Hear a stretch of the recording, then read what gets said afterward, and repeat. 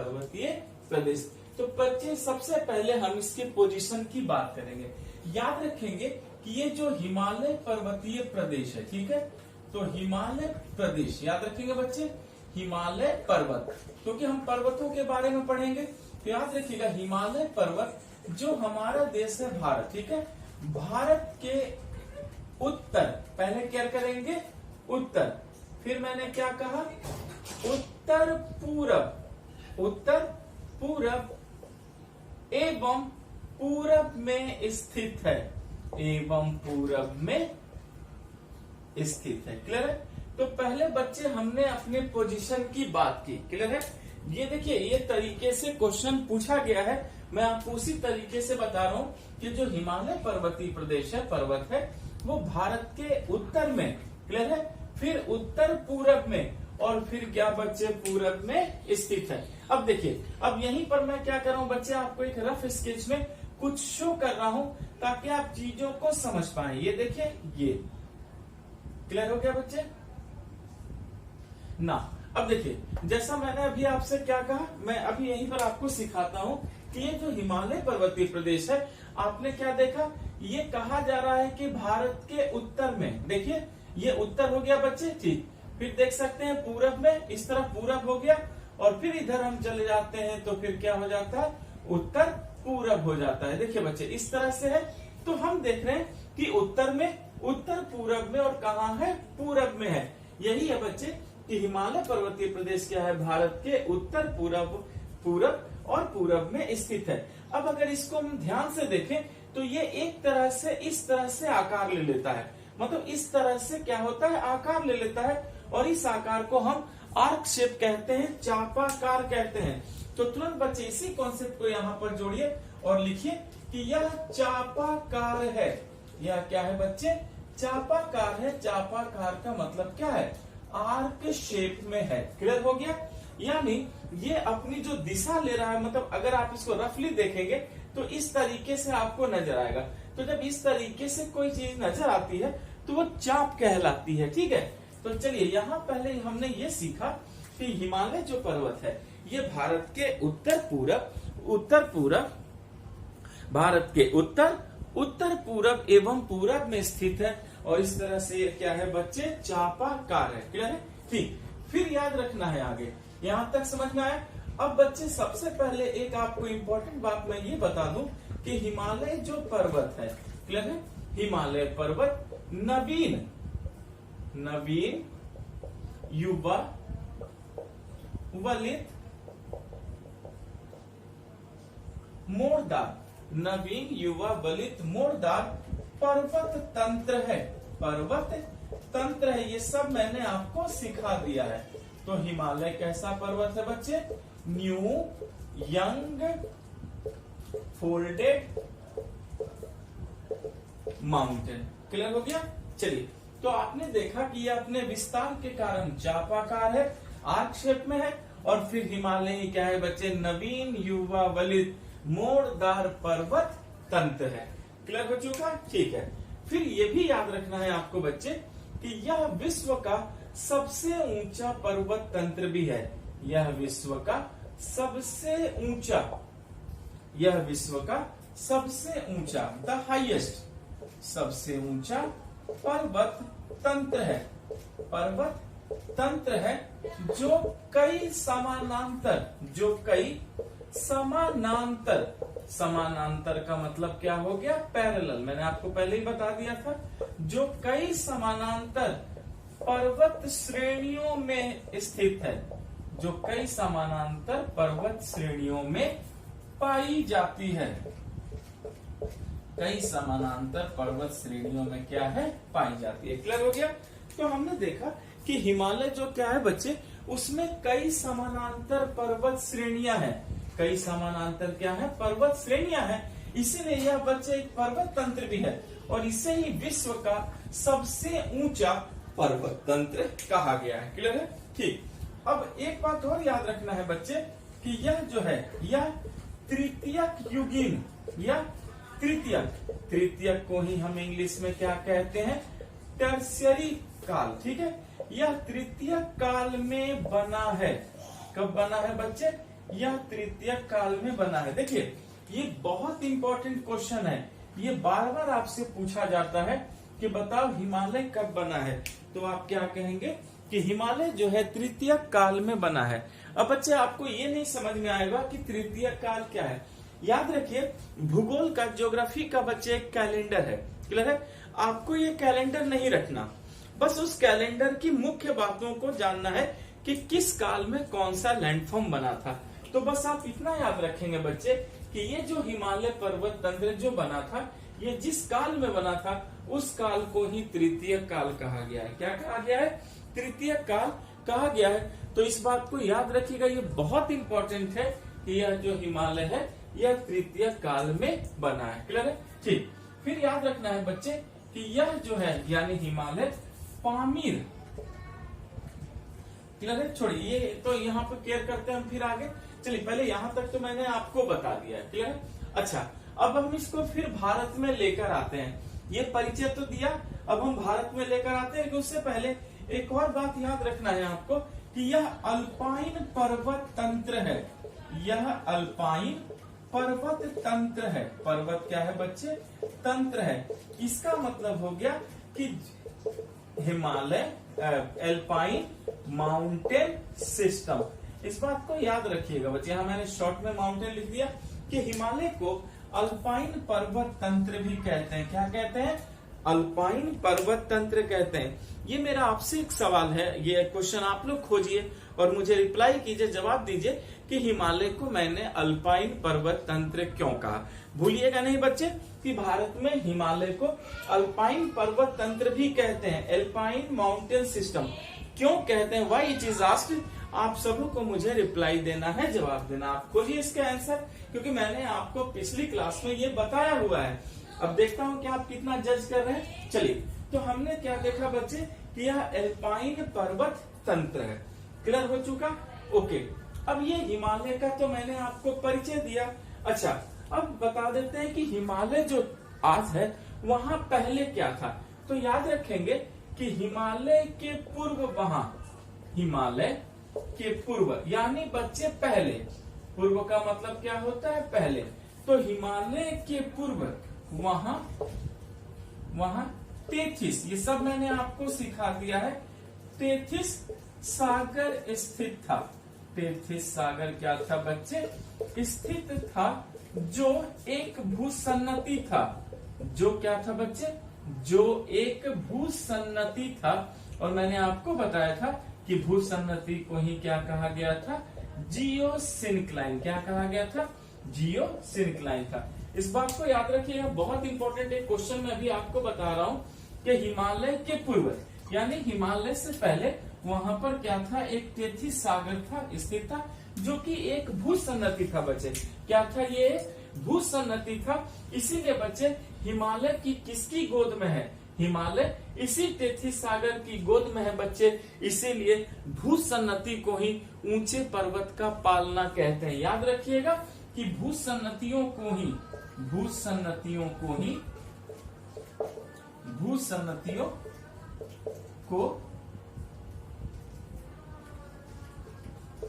ऊंचे पर्वतों का पालना कहते हैं, क्रेडल कहते हैं, पालना कहते हैं। क्या कहते हैं बच्चे? क्रेडल कहते हैं। ये याद रखिएगा, ये मैं आपको बहुत इंपॉर्टेंट एक बात बता रहा हूँ कि ये जो भूसन्नति है, इसी भूसन्नतियों को ही ऊंचे पर्वतों का क्या कहते हैं? पालना कहते हैं। तो अगर मान लीजिए आपसे क्वेश्चन पूछा जाए कि बताओ ऊंचे पर्वत का पालना क्रेडल कौन है, तो आप क्या कहेंगे? भूसन्नति है। पर हिमालय का पालना कौन है? तो आप बोलेंगे वो टेथिस भूसन्नति सागर है, टेथिस जियोसिनक्लाइन सी है। तो बहुत इंपॉर्टेंट इस बात को याद रखना है कि ये जो टेथिस सागर की गोद में ही हिमालय है और वो एक जियोसिनक्लाइन था। इसलिए बच्चे जियोसिनक्लाइंस को, भूसन्नतियों को ही हम ऊंचे पर्वतों का पालना यानी हाई माउंटेन्स का क्या कहते हैं? क्रेडल कहते हैं। यहाँ आपको पूरी बात क्लियर हो चुकी है? ठीक है, चलिए अब देखते हैं कि हिमालय पर्वत फिर बना कैसे। याद रखना है बच्चे कि हिमालय की उत्पत्ति जो मैंने आपको सिखाया है, पहले मैं वही लिखवा रहा हूँ। याद रखना है कि हिमालय की उत्पत्ति यूरेशियन प्लेट यूरेशियन प्लेट ये किधर जा रहा था बच्चे? दक्षिण की तरफ। क्लियर है? अच्छा, एवं भारतीय प्लेट यानी इंडियन प्लेट जो मैंने आपको सिखाया है, और ये किधर जा रहा था? उत्तर की तरफ। क्लियर है? तो इस हिमालय की उत्पत्ति यूरेशियन प्लेट एवं भारतीय प्लेट के टक्कर से हुई है। टक्कर से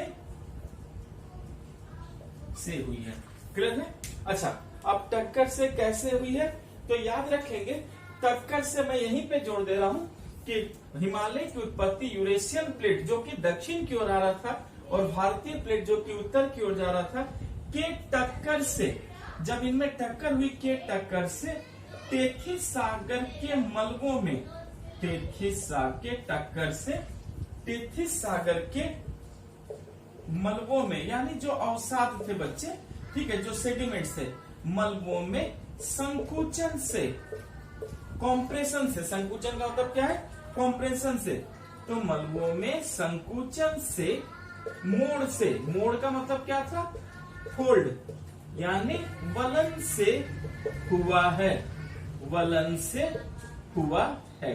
क्लियर है? और याद रखना ये एक ही बार नहीं हुआ है, ये क्रमिक रूप से हुआ है। क्रमिक रूप से मतलब क्या है बच्चे? सीक्वेंस में हुआ है। पहले एक पर्वत बना, उसके बाद दूसरा पर्वत बना, उसके बाद तीसरा पर्वत बना।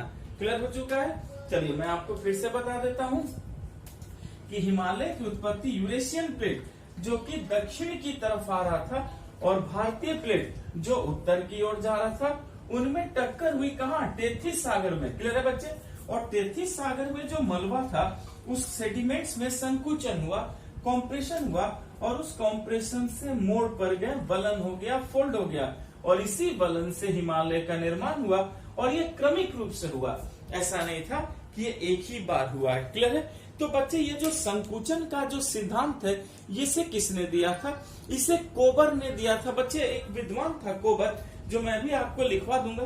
पहले मैं ये मिटा दूं, ये आप लोग सब समझ चुके हैं? ओके, पहले तो हम अच्छे से इंट्रोडक्शन पर काम करेंगे, ताकि इंट्रोडक्शन से ही आपके सारे प्रश्न बनते चले जाएं और आपको कोई परेशानी नहीं हो ना।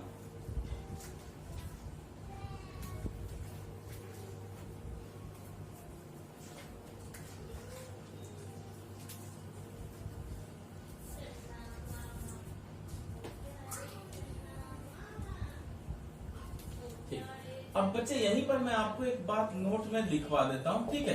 ये जो संकुचन का जो सिद्धांत है, जो मैंने अभी आपको संकुचन के बारे में बताया, तो इस बात को सभी लोग याद रखेंगे कि आपसे हो सकता है ये कभी क्वेश्चन पूछ दे कि ये जो संकुचन की थ्योरी है, ये थ्योरी किसने दी थी? तो याद रखिएगा वो कोबर का है। क्या है बच्चे? कोबर। कॉम्प्रेशन थ्योरी, याद रखेंगे, कॉम्प्रेशन थ्योरी किसने दिया था? कोबर ने दिया था। ये पर्वतों से रिलेटेड है। तो मैंने आपको बता दिया बच्चे, जल्दी देखिए, ये सवाल तो पूछा नहीं गया है, पर इनका कोई भरोसा नहीं, हो सकता है आपसे क्वेश्चन पूछ दे, इसलिए मैंने आपको ये भी बताया है कि जो संकुचन की थ्योरी है, जो संकुचन का सिद्धांत है, इसे किसने दिया है? इसे कोबर ने दिया है। चलिए, यहाँ तक तो हमें पूरी बात समझ में आ गई। अच्छा, अब ये देखते हैं कि हिमालय पर्वत बना किससे है, जरा इस बात से केयर कीजिए। तो बच्चे मैंने अभी आपसे क्या कहा कि अवसादों से बना है, तो अवसाद से, सेडिमेंट से, यानी अवसादी चट्टान से बना है। चलिए अब यहाँ फिर समझिए कि हिमालय पर्वत अवसादी चट्टानों से निर्मित है। अवसादी चट्टानों से, अवसादी चट्टान का मतलब क्या है बच्चे? Sedimentary rocks. क्लियर है? यहाँ समझते चलिए, सेडिमेंट्री रॉक से निर्मित है। चलिए यहां तक आ गया, पूरी बात समझ गए। तो हिमालय पर्वत अवसादी चट्टान किससे बना है बच्चे? सेडिमेंट्री रॉक से बना है। लेकिन एक बात बताइए, जैसा मैंने आपसे क्या कहा था कि जो अवसादी चट्टान होते हैं वो कमजोर होते हैं, वो मुलायम होते हैं। तो आप जरा सोचिए कि हिमालय पर्वत तो अवसादी चट्टान से बना है, तो क्या हिमालय पर्वत भी कमजोर और मुलायम है? बच्चे हिमालय तो बहुत मजबूत है और वो विश्व का सबसे ऊंचा पर्वत है, वो कब से कमजोर हो गया? पर ऐसा क्या है? पर यहाँ फिर से देखिए कि हिमालय पर्वत बना है अवसादी चट्टानों से, और मैंने आपको सिखाया है कि अवसादी चट्टान तो कमजोर होते हैं। तो जब अवसादी चट्टान कमजोर होते हैं तो फिर हिमालय जो है वो कमजोर कैसे हुआ? वो तो बहुत मजबूत है। कैसे मजबूत है? इस बात को सभी लोग याद रखेंगे कि हिमालय पर्वत अवसादी चट्टानों से निर्मित है, किंतु इसके गर्भ में, बच्चे गर्भ का मतलब है उसकी गहराई में, क्लियर है? किंतु इसके गर्भ में प्राचीनतम, भूलिएगा नहीं बच्चे, किंतु हिमालय के गर्भ में प्राचीनतम आग्नेय ग्रेनाइट, प्राचीनतम आग्नेय ग्रेनाइट एवं कायांतरित चट्टान, क्लियर है बच्चे? यानी कि ये बना तो सेडिमेंट्री रॉक से है, लेकिन इसके आप गर्भ में देखेंगे तो आपको वही पुरानी igneous granite and metamorphic rock, clear हो गया बच्चे? याद रखिएगा, किंतु इसके गर्भ में प्राचीनतम आग्नेय ग्रेनाइट एवं कायांतरित चट्टानें पाई जाती हैं, चट्टानें पाई जाती हैं। पूरी बात अब आपको समझ में आ गई बच्चे?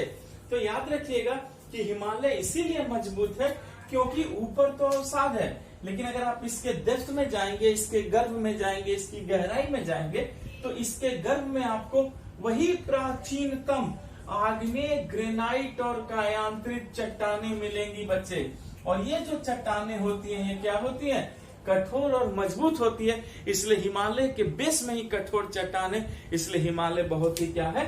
मजबूत है। इसका मतलब इस ग्रेनाइट चट्टान ने ही बच्चे हिमालय पर्वत को क्या दी? मजबूती दी है। इसलिए एक बहुत इंपॉर्टेंट क्वेश्चन मैं आपको बता रहा हूं कि अतः ग्रेनाइट चट्टानों को ही, याद रखिएगा बच्चे, बहुत इंपॉर्टेंट क्वेश्चन है कि अतः ग्रेनाइट चट्टानों को ही ऊंचे पर्वतों की रीढ़ कहते हैं, अतः ग्रेनाइट चट्टानों को ही ऊंचे पर्वतों की रीढ़ कहते हैं, यानी कि backbone of high mountains, backbone of high mountains कहते हैं। पूरी बात समझ में आई बच्चे? देखिए ये बहुत इंपॉर्टेंट क्वेश्चन है और यूपीएससी में इस तरीके से क्वेश्चन वो निकाल देते हैं और पीसीएस लेवल में भी बच्चे। लेकिन अगर आपको पूरी तरीका पता है, आपने अच्छे से रिवीजन कर रखा है, आई होप सो कि एक भी क्वेश्चन आपका बाहर नहीं जाएगा। तो याद रखिएगा कि जो ग्रेनाइट चट्टान है उन्हें क्या कहा गया है? ऊंचे पर्वतों की रीढ़, यानी कि backbone of high mountain. Clear हो गया? ऊंचे पर्वतों की रीढ़ बैकबोन ऑफ हाई माउंटेन्स कहा गया है। ये बात आपको समझ में आ चुकी है। तो देखिए अभी तक हमने हिमालय के एक एक बेसिक्स को अच्छे से सीखा है। क्लियर है बच्चे? अच्छा, और हिमालय की स्थिति भी कहाँ है? तो याद रखना है कि इसकी स्थिति भी मध्य महाद्वीपीय पेटी में है। क्लियर है? अब ये तक तो हमने हिमालय के बारे में अच्छे से सारी चीजों को सीखा। अब हम हिमालय को कहाँ लेकर आएंगे? अब हम इसे ही भारत में लेकर आएंगे। पहले मैं ये मिटा दूं, यहां तक आप सीख गए? ओके, एक एक बात को सीखते चलिए। याद रखिए हिमालय बहुत ही बड़ा चैप्टर हो जाता है और काफी कॉन्सेप्ट होते हैं। ये नहीं कि 4 फैक्ट हमने रख लिए, कहीं से पढ़ लिया और हम वो हो गए कि चलो हमने तो पूरा हिमालय पढ़ लिया। नहीं बच्चे, बहुत डेप्थनेस है, लेकिन जिस सीक्वेंस में मैं नॉलेज को डेकोरेट कर रहा हूं, आप इस तरह से डेकोरेट कीजिए अपने माइंड में। I hope so you can't miss any question, आपको कोई भी क्वेश्चन में परेशानी नहीं होगी। चलिए यहाँ तक तो मैंने आपको पूरी बात बताई। अब हम आते हैं ये भारत में। क्लियर है बच्चे? अच्छा, एक बात याद रखिएगा कि जो भारतीय प्लेट की टक्कर है वो तेज थी। इस बात को याद रखना है बच्चे। एक बहुत इंपॉर्टेंट बात मैं आपको बता दूं कि भारतीय प्लेट की टक्कर, भारतीय प्लेट की जो टक्कर है बच्चे वो ज्यादा है। भारतीय प्लेट की टक्कर क्या थी बच्चे? ज्यादा थी। अतः भारत की तरफ, याद रखना है बच्चे, अतः भारत की तरफ ढाल तीव्र है। तीव्र का मतलब क्या होता है बच्चे? तेज है, जिसे हम क्या कहते हैं? स्टिफ भी कहते हैं, स्टिफ है। अब एक बात समझ में आई बच्चे कि इंडियन आर्मी की सबसे बड़ी परेशानी क्या है? इंडियन आर्मी की यही परेशानी हो जाती है कि भारत की तरफ का ढाल क्या हो गया बच्चे? तेज हो गया। क्यों तेज हो गया? क्योंकि भारतीय प्लेट की टक्कर ज्यादा थी। जब बच्चे तेजी से भारतीय प्लेट की टक्कर अगर लगेगी, जैसे मान लीजिए यहीं पर देखिए